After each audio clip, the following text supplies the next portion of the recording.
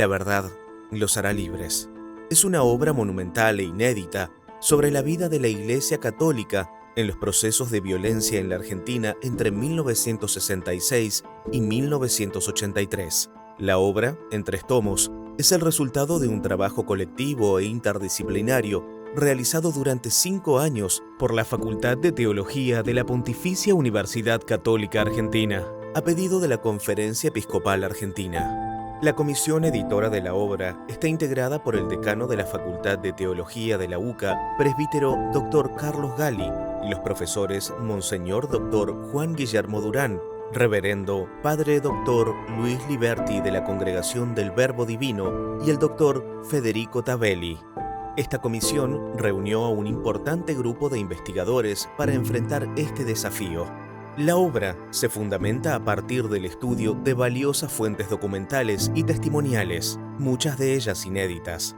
Entre estas se destacan los archivos de la Conferencia Episcopal Argentina, la Secretaría de Estado del Vaticano y la Nunciatura Apostólica en Argentina, al igual que muchos otros de la Iglesia en Argentina, de organismos en favor de los derechos humanos y otros nacionales y extranjeros, así como testimonios y entrevistas que han sido recogidos por primera vez para esta investigación. La originalidad de la consulta de los archivos de la Conferencia Episcopal y la Santa Sede convierte la obra en la primera en su tipo a nivel mundial, dado que habitualmente el acceso a estos fondos se hace disponible para los investigadores pasados al menos unos 70 años desde su producción. La obra propone algunas respuestas a los interrogantes más complejos de la época a través de una aguda reflexión, de un sólido fundamento histórico documental y de un lenguaje de fácil comprensión. La obra se compone de 3 tomos. El tomo 1, La Iglesia Católica en la espiral de violencia en la Argentina, 1966-1983. El tomo 2, La Conferencia Episcopal Argentina y la Santa Sede frente al terrorismo de Estado, 1976-1983. Y por último, el tomo 3, Interpretaciones sobre la implicación de la Iglesia Católica en los procesos y fenómenos de la violencia. El tomo 1, La Iglesia Católica en la espiral de violencia en la Argentina, se enfoca en el periodo comprendido entre el golpe militar de la Revolución Argentina, 1966, hasta el regreso a la democracia, 1983, prestando especial atención al denominado proceso de reorganización nacional y a las víctimas del terrorismo de Estado, en particular a los desaparecidos. La época está marcada por la recepción del Concilio Vaticano II en medio de la violencia. Cómo se involucraron activa y pasivamente los diversos miembros de la Iglesia, laicos y laicas, religiosos y religiosas, sacerdotes y obispos en las distintas etapas y manifestaciones de los procesos de violencia, cómo surgieron y cuáles fueron las diversas ideas, pasiones y acciones de la época, entre otras, la opción por los pobres, la piedad popular, la teología del pueblo y de la liberación, las opciones pastorales y sociales, el trabajo en los barrios marginados, las opciones políticas, los movimientos guerrilleros, los nacionalismos católicos, el terrorismo de Estado y la defensa de los derechos humanos.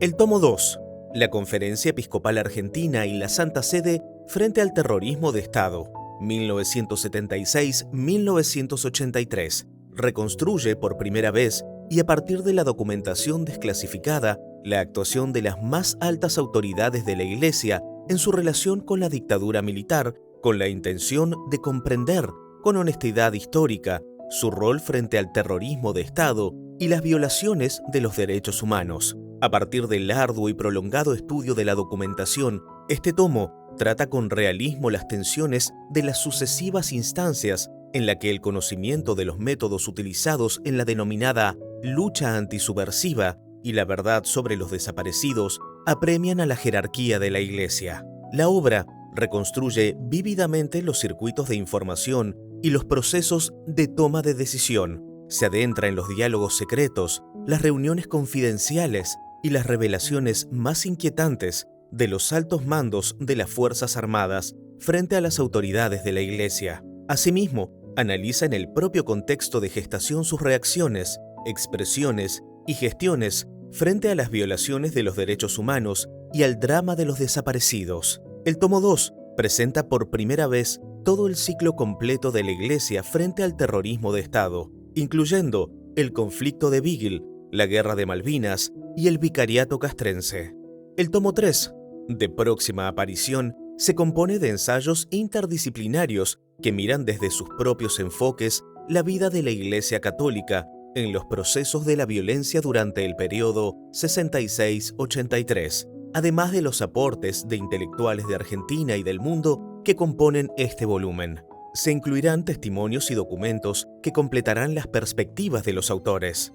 Con esta obra, la Conferencia Episcopal Argentina, consciente de su misión de servir a la sociedad, ha querido primeramente ordenar y clasificar sus archivos en orden a hacerlos asequibles a aquellos que, cumpliendo debidamente la reglamentación vigente, quisieran escrutar con honestidad intelectual las fuentes en orden a historiar científicamente un periodo difícil de la vida argentina.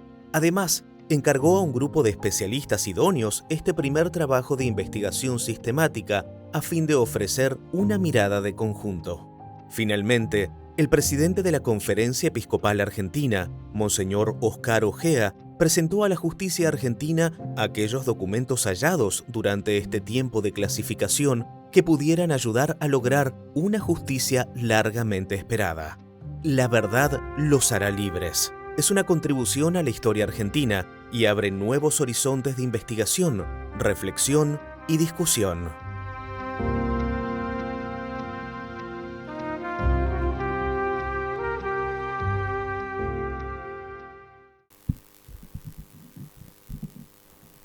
Bueno, buenas noches. ¿Se escucha? Sí. Buenas noches a todos. Gracias por su presencia a esta presentación del tomo 3 de La verdad los hará libres. La mayoría me conoce, pero me tengo que presentar. Soy Ricardo Albelda, secretario académico de la Facultad de Teología y uno de los autores de algunos capítulos de la obra. Luego de presentar así en líneas generales los 3 tomos de la obra, daré luego la palabra a Marcela Mazzini y a José Carlos Camaño, que van a hacer una presentación específica sobre el tomo 3. Bueno, ¿qué es La verdad los hará libres? Estuvimos viendo el videíto, pero en principio es un enorme esfuerzo ha sido, y un trabajo académico de alto nivel que cuenta a los protagonistas de la Iglesia durante la convulsionada Argentina desde el año 1966 a 1983, con particular énfasis en 1976 a 1983, la época de la última dictadura de Estado, de la dictadura militar. Es un trabajo que está dirigido a todos quienes se interesen por la temática. No hace falta ser historiador, no hace falta ser teólogo, ni especialista en historia de las religiones, en iglesia, en política. Simplemente a cualquier interesado en el periodo puede acceder a leer estos libros. Está escrito en un lenguaje, creo que ameno, muy cordial, puede ser entendido por todos. Pero también está abierto a investigadores que desean profundizar en la temática. Siempre decimos que no es la última palabra, tan solo una de las, tampoco la primera, porque hay muchas fuentes anteriores, ¿no? Desde Iglesia y Dictadura de Mignone, de ahí en adelante un montón. Pero sí es una obra que hace un paneo muy importante de todo lo que es esta vida de la Iglesia en ese difícil tiempo. Y lo más importante es quizás el acceso a las fuentes documentales que hemos tenido.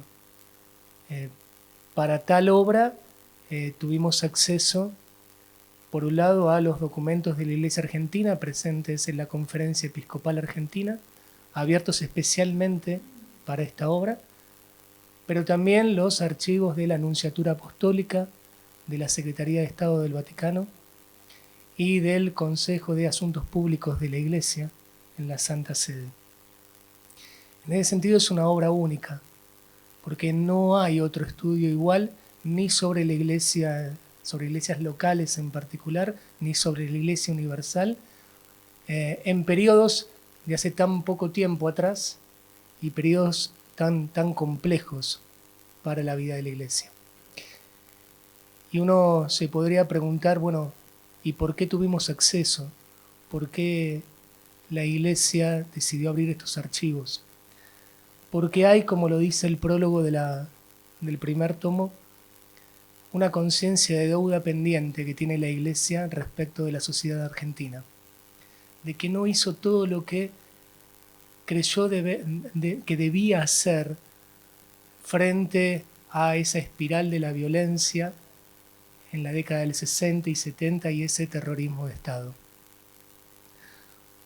Por tal razón, en el año 2012, la Conferencia Episcopal Argentina nos dirigió una carta a los creyentes llamada La fe en Jesucristo nos mueve a la verdad, la justicia y la paz, en donde decían los obispos. Lo leo literalmente.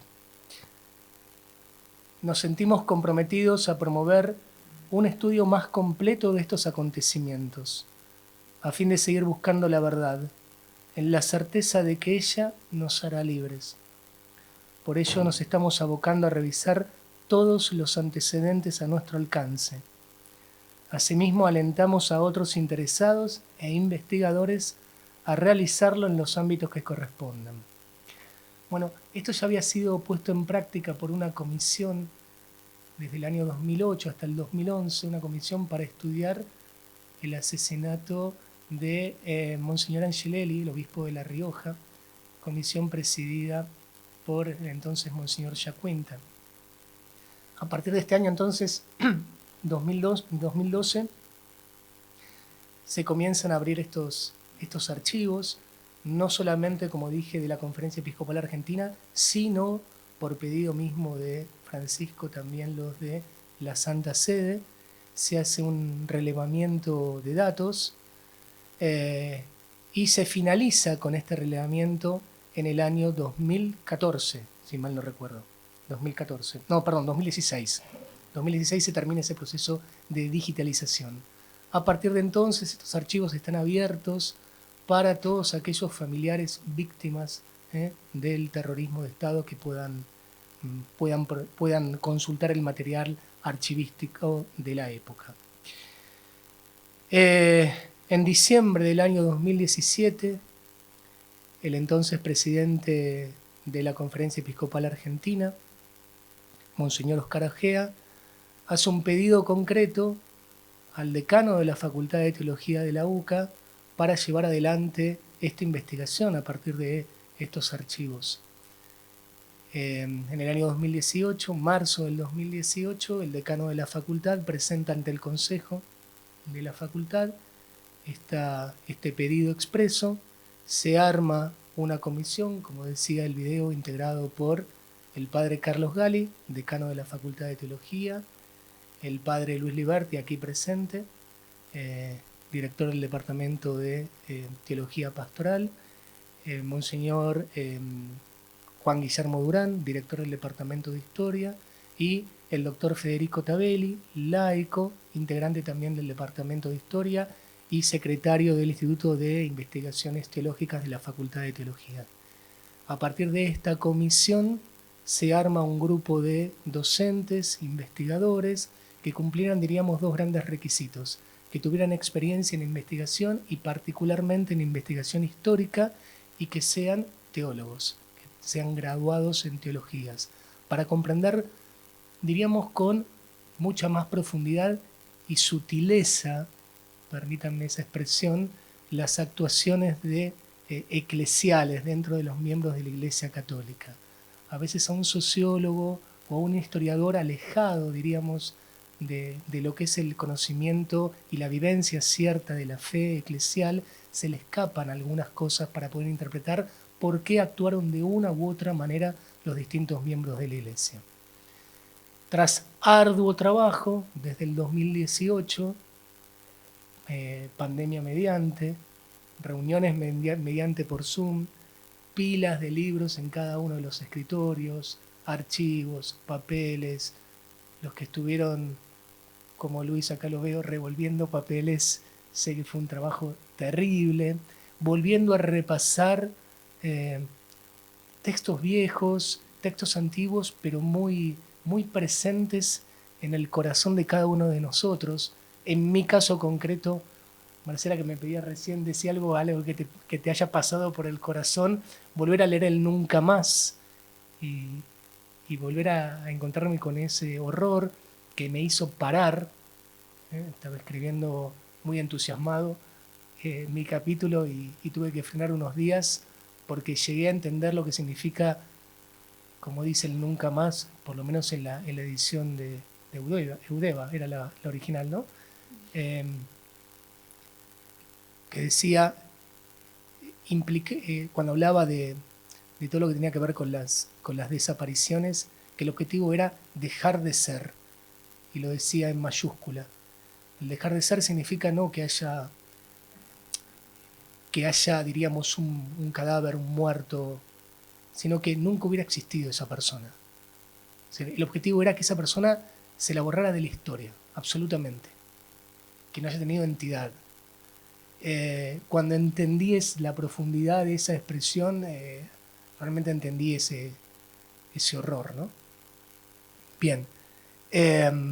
Bueno, después de muchas reuniones, de muchas correcciones, de mucho intercambio de papeles entre unos y otros, corrigiendo, con una corrección fraterna de cada uno de los capítulos, fue muy plural el trabajo, muy plural. Se llegó a febrero del año pasado a publicar el primer tomo de La verdad los hará libres, en donde en el prefacio de la CEA, cumpliendo con la palabra empeñada en el año 2012, los obispos dicen: la Conferencia Episcopal Argentina, me acabo de traer anteojos, consciente de su misión de servir a la sociedad, ha querido primeramente ordenar y clasificar sus archivos en orden a hacerlos asequibles a aquellos que, cumpliendo debidamente la reglamentación vigente, quisieran escrutar con honestidad intelectual las fuentes en orden a historiar científicamente un periodo difícil de la vida argentina. Antes de contar un poco qué tiene cada tomo, por lo menos los primeros dos, para después dar paso al tomo 3, quiero tomar esto que decía recién: quisieran escrutar con honestidad intelectual las fuentes. Yo creo que hay dos grandes características que tienen los 3 tomos de la obra. En primer lugar, esto que dijimos recién, la honestidad intelectual. Voy a leer lo que escribí, pero porque está muy bien escrito. Y a veces uno dice cosas y me parece que está muy claro acá, así que lo voy a leer. Lo hice yo, en serio. Todo juicio sobre lo narrado históricamente debe evitar las visiones extremas, tanto del objetivismo puro, básicamente porque no existe el objetivismo puro. Es un idealismo, ser absolutamente objetivo. Como del relativismo radical, porque también existe una base histórica que no depende de nuestra subjetividad. Entonces, en toda aprehensión histórica está lo objetivo y lo subjetivo que uno apropia. Cada uno está parado en la historia en un lugar determinado, y uno apropia la historia desde ese lugar. Por más que intente ser lo más objetivo posible, está parado en una línea histórica concreta, determinada, el famoso cuento del elefante, ¿no? Cuando uno se para dentro de distintas visiones de elefantes. Uno está mirando la trompa y otro está mirando atrás. Y uno dice, ¿qué es un elefante? Y para mí es una trompa. Y para mí dice, no, es una cosa grandota con una colita chiquita. ¿Están errados? No, no están errados. Cada uno tiene una visión parcial de lo que es la realidad. Con la historia pasa lo mismo. Hay un hecho objetivo, pero es apropiado desde distintas historias de cada uno. Y eso es como escribe el historiador. Tenemos que comprender objetividad y subjetividad. Sigo, me fui del texto. El historiador expone un cuadro representativo, incompleto y aproximado de una realidad mucho más amplia que él y enormemente más compleja. Pero para que su discurrir sobre la historia sea veraz, es preciso que se mueva con 3 características: absoluta seriedad, libertad y honradez. Esto es lo que quiero destacar. Seriedad, creo que todos nos tomamos muy en serio el trabajo.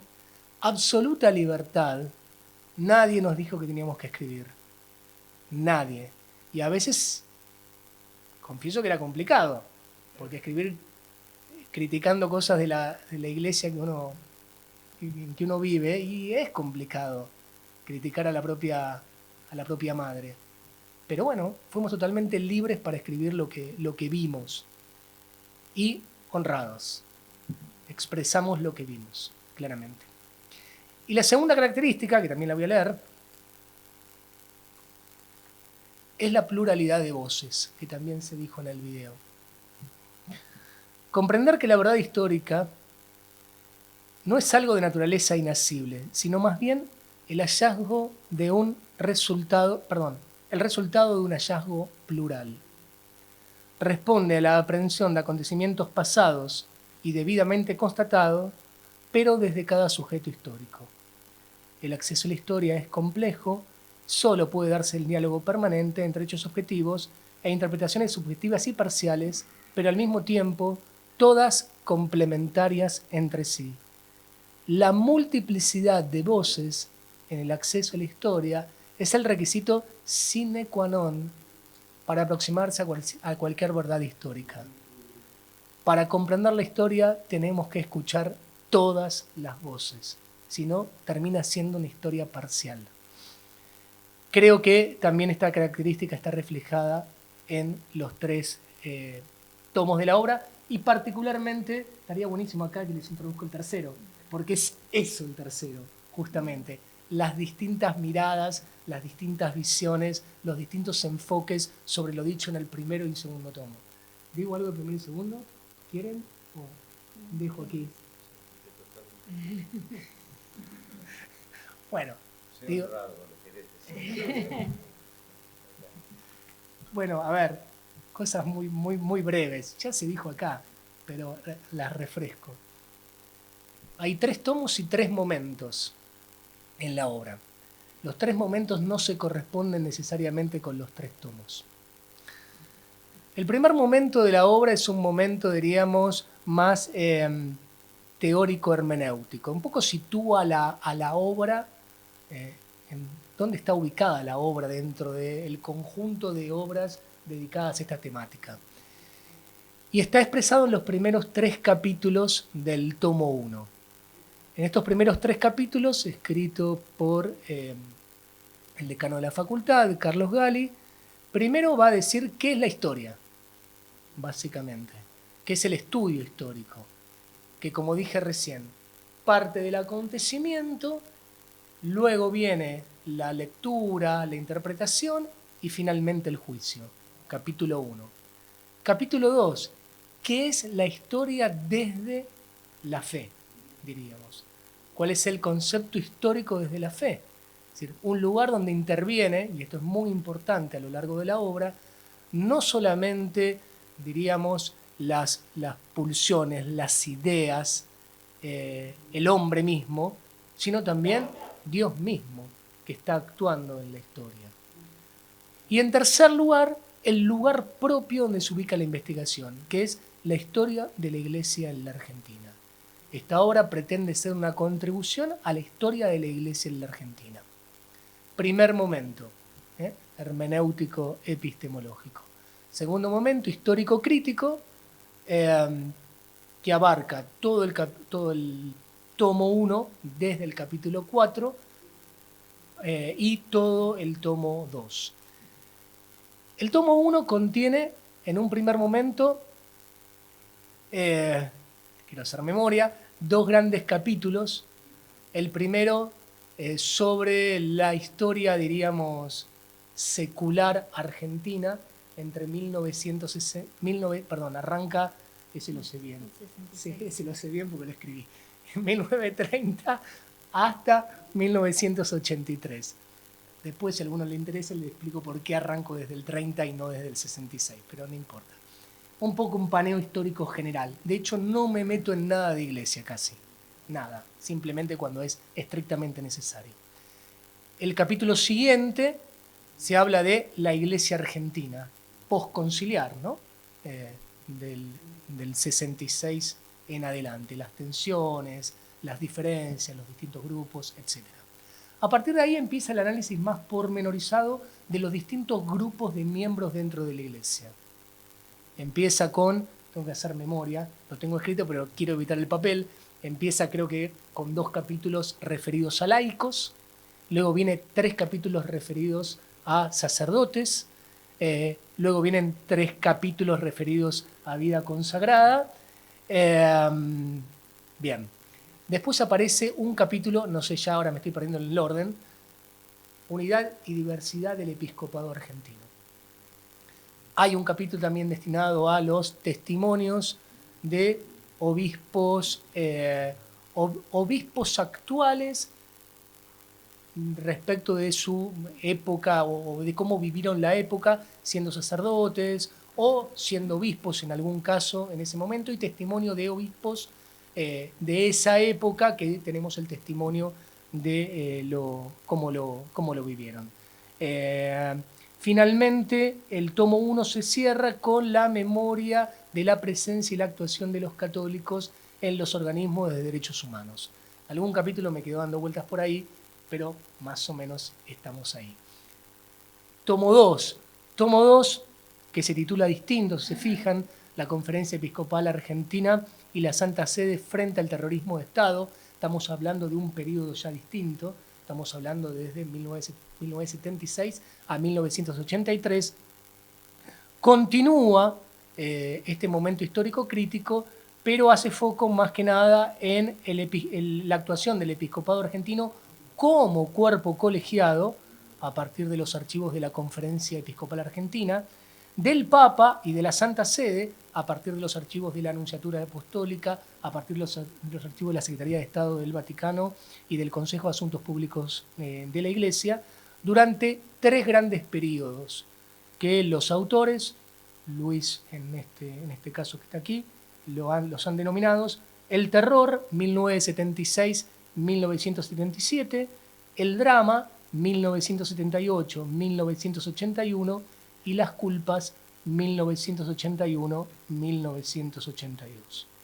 Finalmente, y acá sí le dejo paso, igual los voy a presentar antes de darles paso, el tercer momento, un momento hermenéutico, teológico, interdisciplinario, que coincide entonces con este tomo que hoy presentamos, que se trata sobre, diríamos, interpretaciones de la implicación de la Iglesia Católica en los procesos y los fenómenos de violencia en la Argentina en el periodo 1966-1983. No voy a decir más cosas porque las van a decir ellos. Simplemente los presento. La presento primero a la doctora María Marcela Mazzini. Es doctora en Teología por la Universidad Católica Argentina. Tiene una maestría en Espiritualidad Transcultural por la Universidad Ramon Llull de Barcelona, España, y es experta en acompañamiento espiritual en clínica por la Universidad de Deusto, Madrid. Es profesora ordinaria titular de la Facultad de Teología de la UCA. Dirige el ININTE, que es el Instituto de Investigaciones Teológicas de nuestra facultad. Forma parte del proyecto grupal de investigación y publicación Teologanda y del Seminario Internacional Permanente sobre Teología de las Prácticas. Es referente del área de mujeres de la Secretaría de Laicos de la Conferencia Episcopal Argentina y perito de la Comisión de Fe y Cultura de dicha Conferencia Episcopal.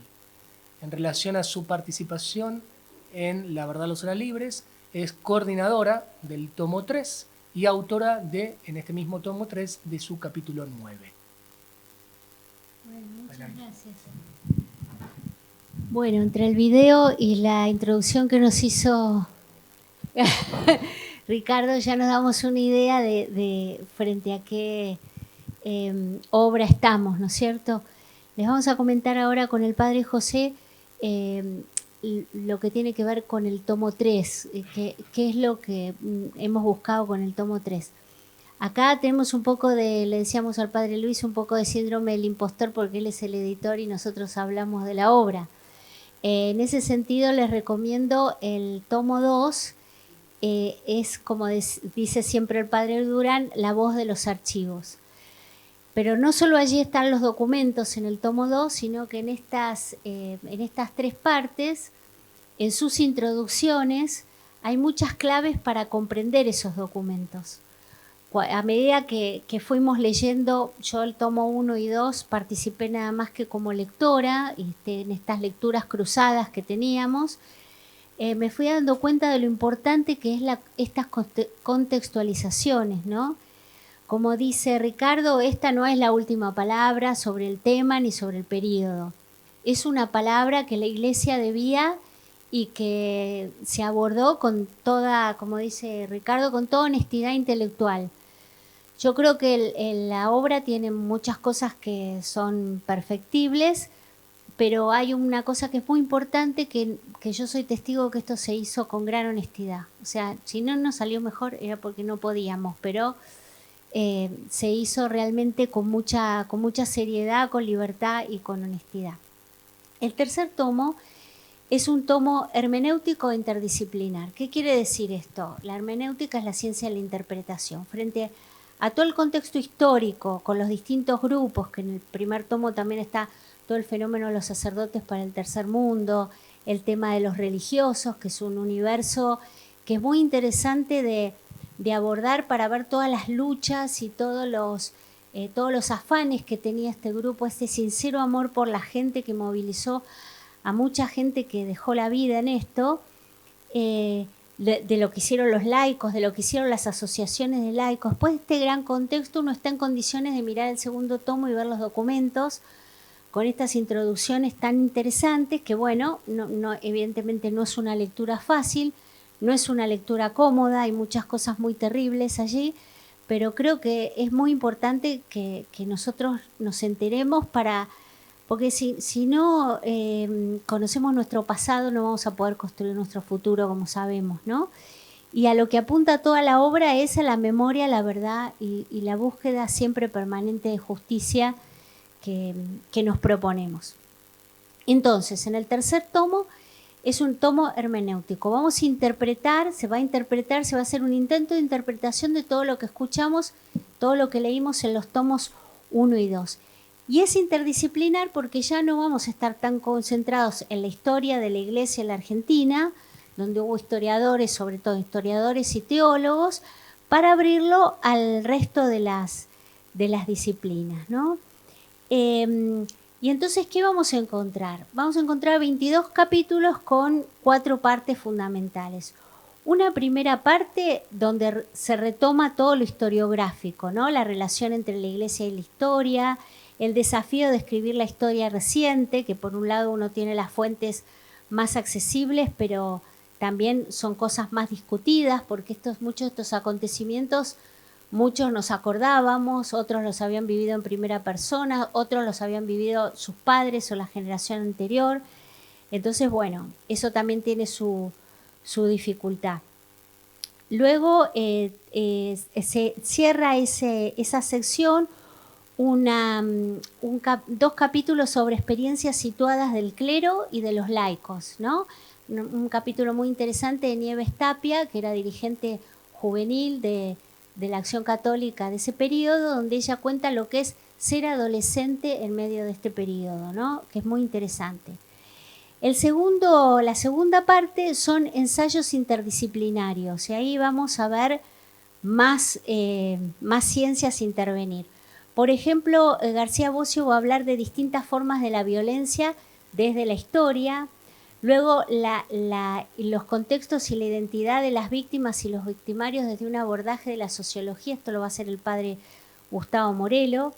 Luego las consecuencias del terror, tanto personales como simbólicas y sociales. Y ahí William Cavanagh, que es un autor americano que trabajó el tema del terrorismo en Chile, va a hablar el significado de los cuerpos, cómo queda esto marcado en los cuerpos de la tortura concretamente.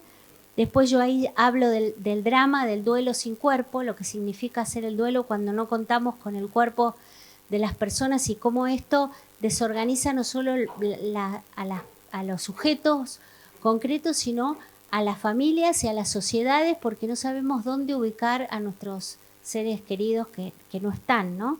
Quedan como una especie de limbo. En la desafortunada expresión, ¿se acuerdan de Videla en aquella conferencia de prensa? Que no sé si está, me parece que ahora se fue José Ignacio López, que estaba recién. Bueno, no están ni vivos ni muertos, ¿no? En esa respuesta que le dio. Y luego se va a hablar del tema de las consecuencias teológicas y pastorales de todo esto en la temática del martirio, donde vamos a ver que el martirio no es solo una cuestión de los cristianos de los primeros siglos, sino que siguió sucediendo y sucedió en este periodo de la historia de la Iglesia. Eso hablan el padre Bianchi y el padre Liberti, aquí presente.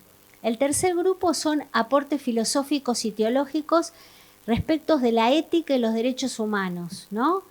Atentos a los conflictos de aquel momento. Y ahí va a trabajar Luis Arripa desde la filosofía, Ricardo aquí presente y Daniel Graneros hablándonos de los posicionamientos del episcopado en aquel momento, Monseñor Marcelo Colombo, que es interesante ver cómo un obispo escribe de estas cosas, ¿no?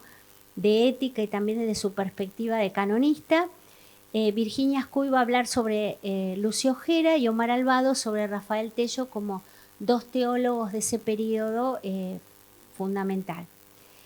Luego, en el cuarto lugar, o la cuarta sección, se va a dedicar más a la comprensión teológica del tema del discernimiento, de la acción y de la omisión de la Iglesia, especialmente lo que hicieron los obispos o los que los obispos no hicieron, que después José nos va a hablar de eso, que muchas veces nos hemos preguntado por qué ellos no alzaron la voz en aquel momento, ¿no?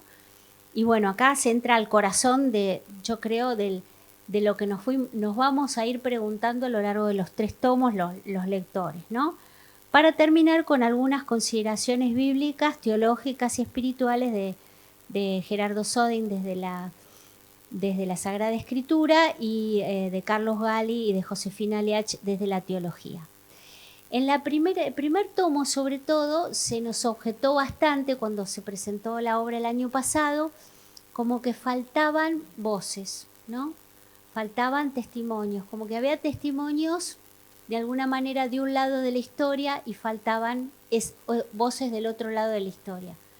Personas concretas que habían vivido esto. Entonces, ahí pensamos en un capítulo final de testimonios. Y hay 15 testimonios, donde hay una pluralidad bastante grande de vivencias, de consideraciones, porque están desde el tema de las abuelas de Plaza de Mayo hasta personas que por ejemplo, ¿cómo se llama? Tu amiga Cristina Cagabelos, que ella, bueno, tiene 3 hermanos desaparecidos y un poco le objeta a la Iglesia el haberlos implicado a los hermanos en el tema de la guerrilla desde su militancia en la Iglesia. Bueno, todo eso está recogido, por eso pienso que acá hay mucha honestidad, aunque pueda haber, digamos, errores, omisiones o cosas perfectibles o, bueno, cosas que todavía se van a decir. Lo interesante del tercer tomo fue que lo hicimos en una conversación. Hicimos 3 talleres donde intercambiábamos nuestros capítulos y conversábamos unos con otros con la intención que la conversación siga, tanto a nivel académico, ¿no? Con otros estudios, como a nivel de las comunidades, ¿no? Así que bueno, este es un paso y esperemos que haya otro. Y José nos va a comentar un poco este tema del discernimiento. Sí. ¿Te presento? Bueno, sí, gracias. Bueno, el padre José Carlos Camaño es doctor en teología por la universidad. En la Facultad de Teología es profesor ordinario titular, director de nuestra revista Teología y director del Departamento de Teología Sistemática. Es también aquí coordinador del Grupo de Investigación de Cultura Popular. Ha sido vicedecano de nuestra facultad. Dicta el Seminario de Padres de la Iglesia en la Teología Contemporánea en el Doctorado de Estudios Patrísticos de la Universidad Católica de Cuyo. Es perito de la Comisión Fe y Cultura de la Conferencia Episcopal Argentina. Miembro de la Comisión Ritos de la Conferencia Eclesial Amazónica. Es también miembro de la Asociación Internacional de Estudios Patrísticos, de la Red de Eclesía en América y de la Sociedad Argentina de Teología, de la que ha sido presidente en 2 oportunidades. Profesor invitado en distintas universidades y casas de estudios teológicos y filosóficos. Su participación en La Verdad los hará libres. Él es el autor del capítulo 17 de este tercer tomo de la obra. Bueno, muchas gracias. Voy a decir algunas cosas breves porque nos quedan pocos minutos y la Feria del Libro nos van a pedir el aula, pero son 5 puntos que nos ayudan a de algún modo entender la orientación de este discernimiento que se ha hecho a través de estos estudios.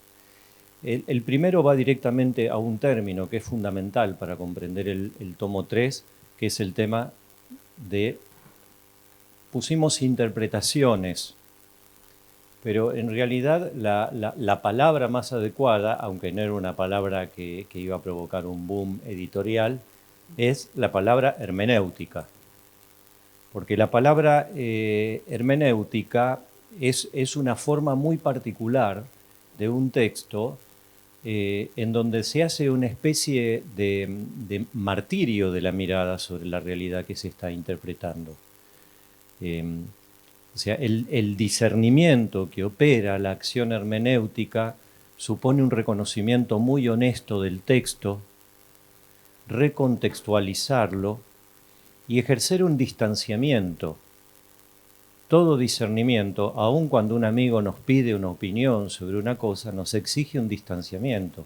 Yo no le puedo decir a un amigo frente a un consejo simplemente lo que a mí me parece. Entonces, la obra no es lo que nos parece sobre estos acontecimientos, sino que ha habido un auténtico método de conexión con los textos, de ubicar esas historias en sus contextos y de distanciamiento. En este sentido, la obra no es más que lo que decía Ricardo, recoger caminos e iniciar una nueva etapa, pero no tiene ninguna pretensión de ser una última palabra. Esto es típico de todo proceso hermenéutico. ¿Por qué? Porque la hermenéutica siempre está abierta a nuevas recontextualizaciones y nuevos distanciamientos y nuevos contextos de acogida. Entonces, no nos preocupa que alguien no coincida con algo de lo que hemos puesto. Nos preocupa que no coincida sin haber leído con profundidad y honestidad lo que allí está escrito. ¿Por qué? Porque aquí aparece algo que para mí es fundamental y es, en tercer lugar, es que toda interpretación, toda hermenéutica exige para quien la está haciendo un proceso de autoconciencia también y de renuncia. A mí me tocó escribir sobre un tema espinoso que es básicamente por qué los obispos obraron como obraron. Bueno, a cada uno de nosotros lo que escribimos nos exigió prestar atención. Fíjense que prestar atención es el primer momento del proceso de escucha para el Papa Francisco, que es cuando habla de la sinodalidad, dice hay que escuchar. No podemos hacer una comunidad si no escuchamos, si no nos escuchamos. Y para escuchar hay que prestar atención, es el primer momento. Prestar atención significa estoy aquí ante vos, estoy ante vos. No estoy viendo qué te voy a responder, estoy ante vos, ¿no? Pero es también el primer momento de el conocimiento de la conciencia frente a la realidad que propone un gran especialista en método teológico, fue Bernard Lonergan. O sea, el ejercicio de prestar atención, por eso yo digo, nos exige una renuncia. O sea, estar ante un hecho que tenemos que interpretar, ante un texto que estamos leyendo, prestar atención significa estoy desnudo frente a esto.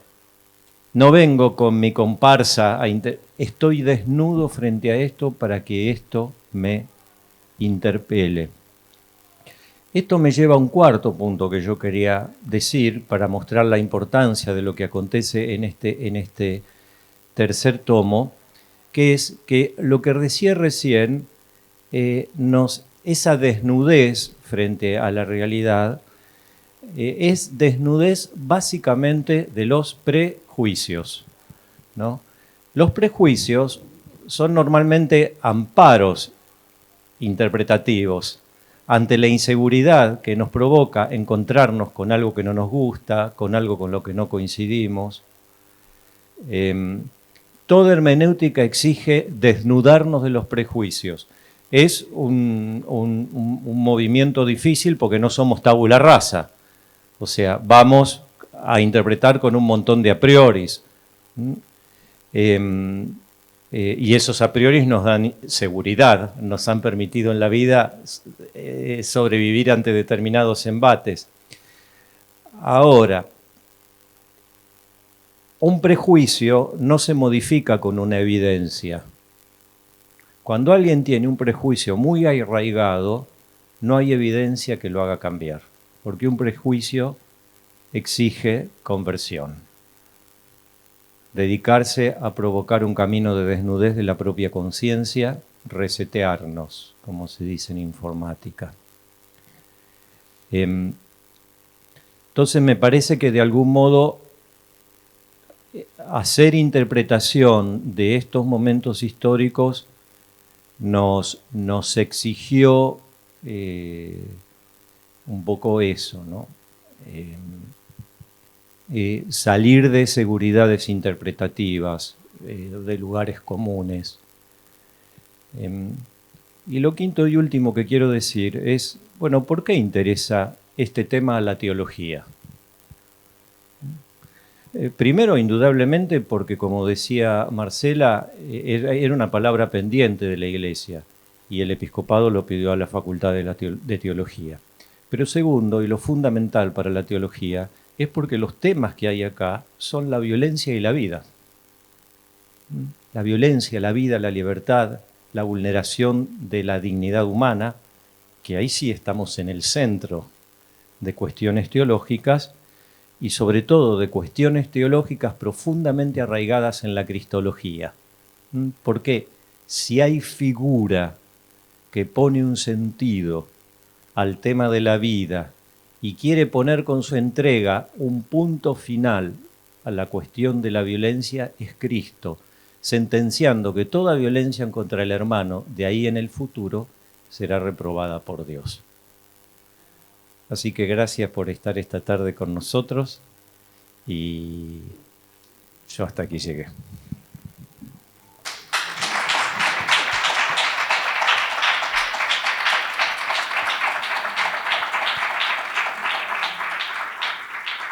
Bueno, tenemos unos minutos más si quieren alguna pregunta hacer.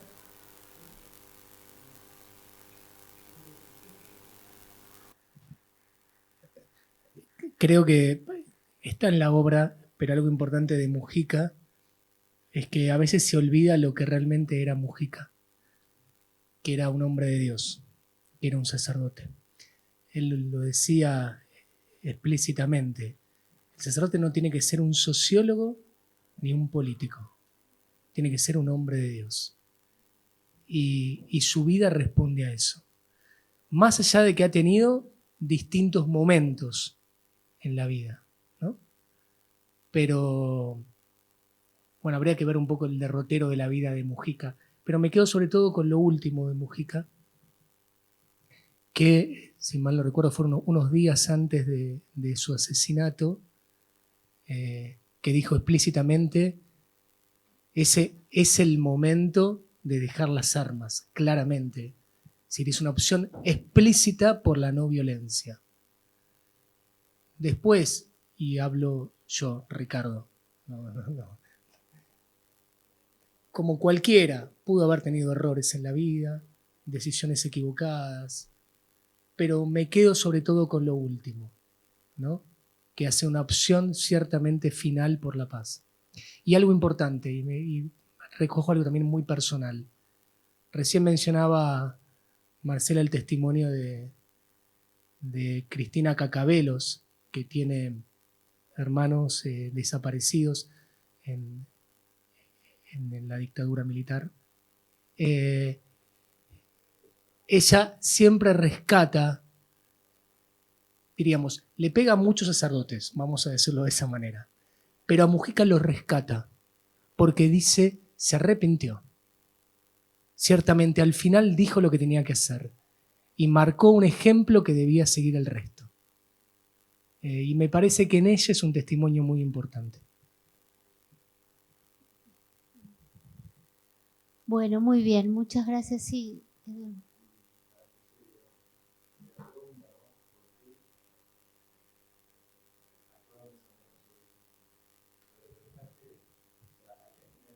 Hay que leer el texto, exactamente. Vos lo has dicho. Sí, hay que leer el texto porque no es una respuesta de causa-efecto por esto.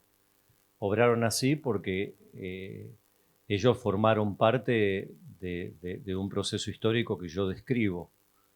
Es algo complejo que tiene que ver con la construcción de una cultura eclesiástica en la cual ellos se sentían parte misma del Estado, o sea, la lógica de la cristiandad. Entonces, esa lógica de sostener siempre, de ellos y el ejército, formar una unidad que mantuviera en alto los valores de la patria, viene de muy antiguo. Y no es una cosa que solo se puede señalar a los obispos en la Argentina, sino que, bueno, no es que quiera hacer propaganda al leer el texto, sino que creo que para comprender los efectos de un proceso histórico hay que recorrer el proceso y es como cuando una persona dice, ¿por qué estoy obrando así? Y va y se sienta ante el terapeuta y arma su historia. A ver, estás obrando así porque comiste mucho ajo ayer. No, es más complejo. Entonces sí recomiendo leerlo. Y si no, nos juntamos otro día y doy una charla sobre el tema. Además, me parece que estamos en horario y van a entrar de la feria a sacarnos, ¿sí? ¿No? Gracias. Bueno, gracias.